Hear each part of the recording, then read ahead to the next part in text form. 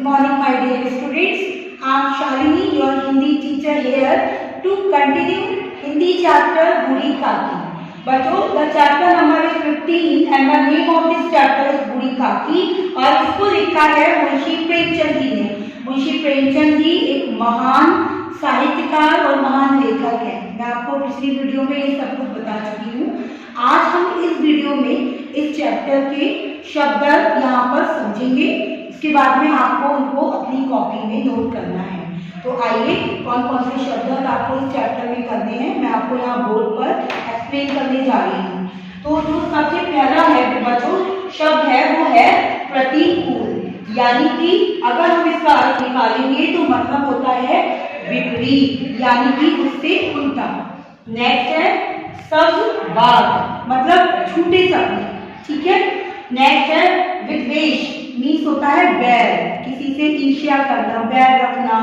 Next है संताप, यानी कि दुख। उसके बाद है रसास्वादन, यानी कि किसी भी तरीके के रस का आनंद लेना। नेक्स्ट मंसूबे, यानी कि योजनाएं बनाना, नई नई योजनाओं की तैयारी करना। उसके बाद है तृष्णा, मतलब लालसा, जब हम किसी चीज के लिए बहुत ज्यादा लालच करते हैं ना तो वो उसका मीनिंग हो जाता है लालसा। और लास्ट में है निमग्न, मतलब लीन हो जाना, मगन हो जाना, किसी चीज में खो जाना। तो बच्चों ये जितने भी शब्द आपको यहाँ बोर्ड पर दिखाई दे रहे हैं ये सब आपको अपनी कॉपी में नोट करने हैं।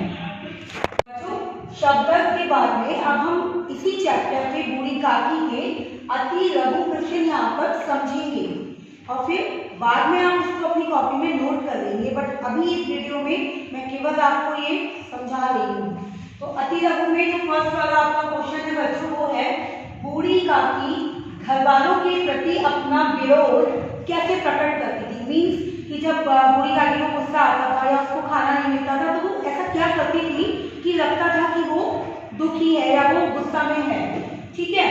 तो यहाँ पर आंसर है चीख कर व रोकर, ठीक है। या तो वो चीखने लगती थी या वो रोने लगती थी। नेक्स्ट है सेकंड क्वेश्चन, घर घर में बूढ़ी काकी से कौन प्रेम करता था।